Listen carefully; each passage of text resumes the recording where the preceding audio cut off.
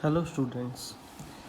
पिछले लेक्चर में हमने एक्सरसाइज 4.5 तक एनसीईआरटी की कंप्लीट कर ली थी। जो चैप्टर मैं करवा रहा हूँ वो डिटर्मिनेंट का है। आज अब लास्ट एक्सरसाइज कर रहे हैं जो इस टॉपिक पे डिपेंडेंट है, solution of linear equation using inverse of A matrix. हमें इन्वर्स ऑफ ए मैट्रिक्स का यूज़ करते हुए लीनियर इक्वेशन को सोल्व करना है। 10th क्लास में आपने लीनियर इक्वेशन को सोल्व करना सीखा था और वो लीनियर इक्वेशन 2 वेरिएबल्स की होती थी, जिसमें आपने डिफरेंट मेथड यूज़ किए थे और x और y की वैल्यू को फाइंड कर लेते थे। आज जो मैं करवाऊँगा वो 2 वेरिएबल्स में भी हो सकती है और 3 वेरिएबल्स में भी हो सकती हैं, ठीक है। लेकिन हमने अब जो सल्यूशन इनका फाइंड करना है वो हमने मैट्रिक्स मेथड से फाइंड करना है।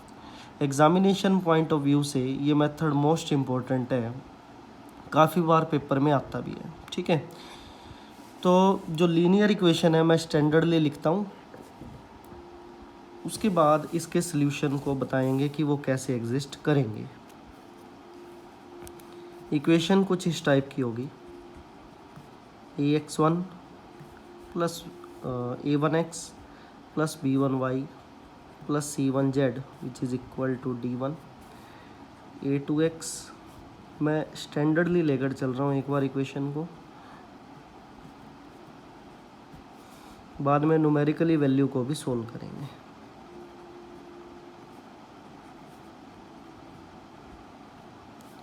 ये 3 इक्वेशन है हमारे पास, इक्वेशन फर्स्ट, सेकंड और थर्ड। इनको सोल्व करने के लिए हमें एक मैट्रिक्स यूज़ करनी है जो इन्हीं से बनी हुई होगी। जो x, y, z के कोफिशिएंट्स हैं उनसे बनी हुई मैट्रिक्स को हम a से रिप्रेजेंट करेंगे, ठीक है।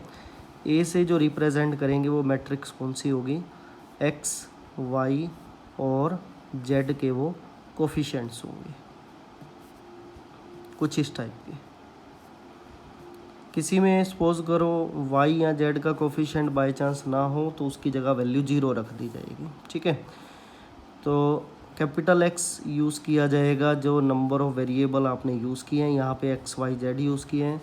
कई क्वेश्चन में आपको x1, y1, z1 भी दिखेंगे, ठीक है। और कैपिटल B का यूज़ हम करेंगे, ठीक है, जो ये राइट हैंड साइड में कोफिशिएंट्स जो वैल्यूज़ पड़ी है उनके लिए, ठीक है। तो आपने देखा होगा मैं यहाँ पे एक मैंने वर्ड यूज़ किया नॉन होमोजीनियस।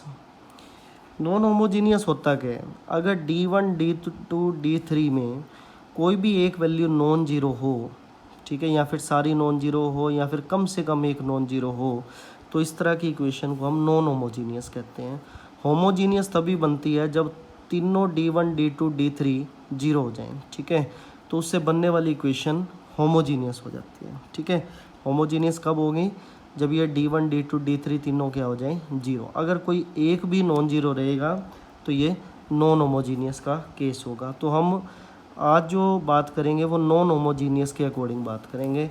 +2 के सिलेबस में होमोजीनियस शायद नहीं है, नॉन होमोजीनियस का ही ज़्यादा जिक्र होता है। पेपर में भी नॉन होमोजीनियस का ही क्वेश्चन आता है, ठीक है। तो इस इक्वेशन को हम जो रिप्रेजेंट करेंगे वो कुछ इस टाइप से करेंगे, ax इक्वल टू b। अगर आप a और x की वैल्यू को मल्टीप्लाई करोगे तो आपको यही वैल्यूज़ मिलेंगी, यही 3 इक्वेशंस मिलेंगी, ठीक है। और b जो है वो क्या है, D1, D2, D3 उसके सामने रख दी जाएंगी, ठीक है। तो इन इक्वेशन की ये रिप्रेजेंटेशन है ax इक्वल टू b, ठीक है। तो हमें क्या करना होगा, कैपिटल X की वैल्यू निकालनी पड़ेगी। यहाँ कैपिटल X का मीनिंग इसमें क्या होगा, x, y और z, मतलब हमें इन इक्वेशन से x, y, z की वैल्यू को फाइंड करना होगा, ठीक है।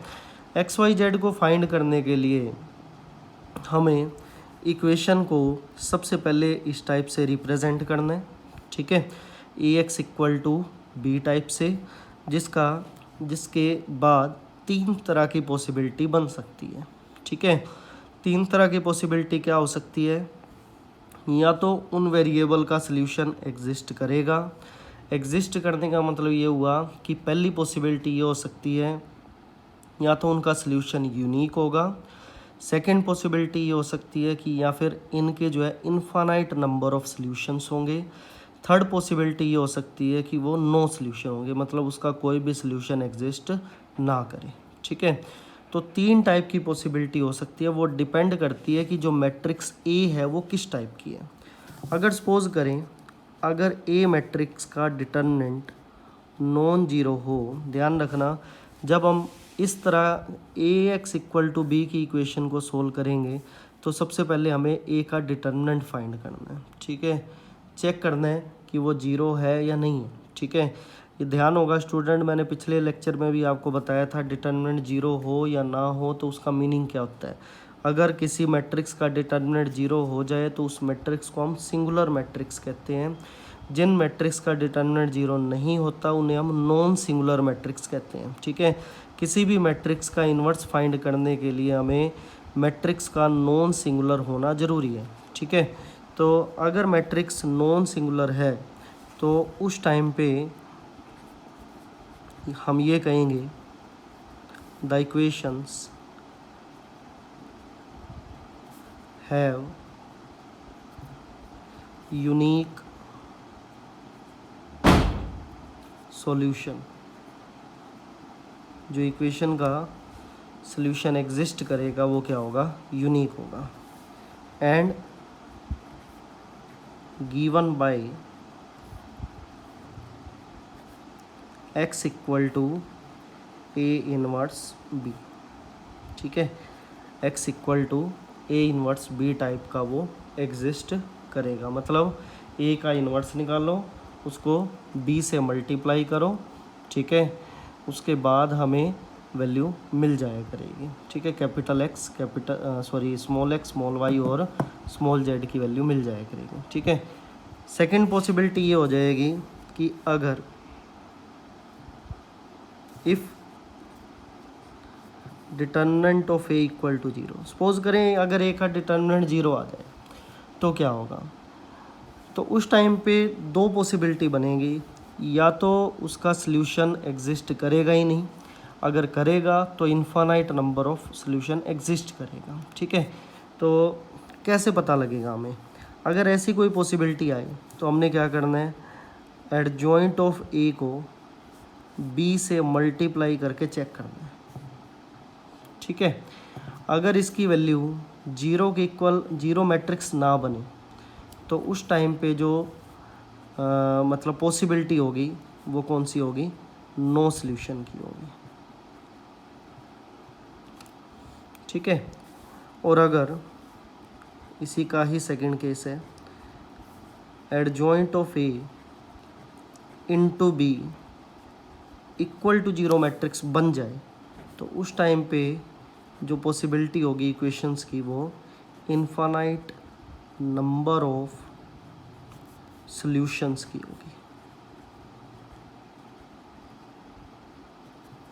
ठीक है, इनफाइनाइट नंबर ऑफ सॉल्यूशंस की होगी। ठीक है, आज हम इन्हीं तीन पॉसिबिलिटीज़ पे बात करेंगे और तीनों का एक एक एग्जाम्पल लेकर चलेंगे। ठीक है, एक एग्जाम्पल करवाऊंगा यूनिक सॉल्यूशन पे, एक एग्जाम्पल करेंगे हम नो सॉल्यूशन पे, एक क्वेश्चन ऐसा करेंगे जिसके अंदर infinite number of solution exist करते हैं। ठीक है, आपके एनसीईआरटी मैथ में इनफाइनाइट मैनी सॉल्यूशंस के क्वेश्चन नहीं है। ठीक है, लेकिन मैं स्पेशल आज अलग ढंग से मैं करवाऊंगा, उनके क्वेश्चन मैं ज़रूर करवाऊंगा, किसी और मैथ से मैं करवा रहा हूँ आज। ठीक है, तो क्वेश्चन मैं कुछ करने के लिए भी दूंगा ताकि आपकी practice infinite number of solution की हो जाए, चाहे एनसीईआरटी मैथ में ना हो।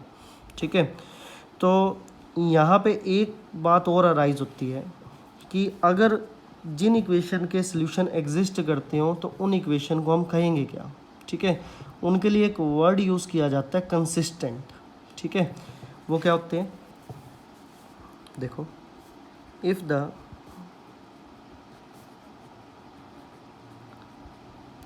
The system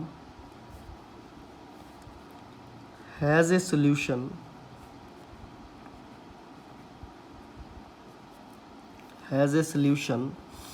whether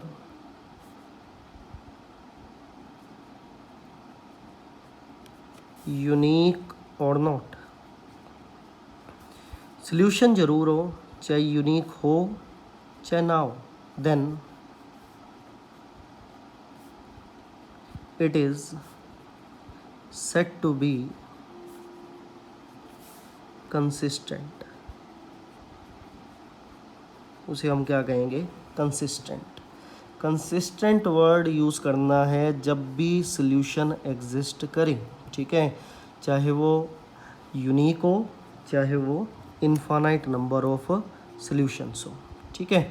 second, if the system has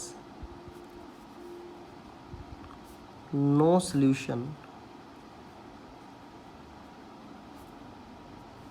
then it is said to be inconsistent.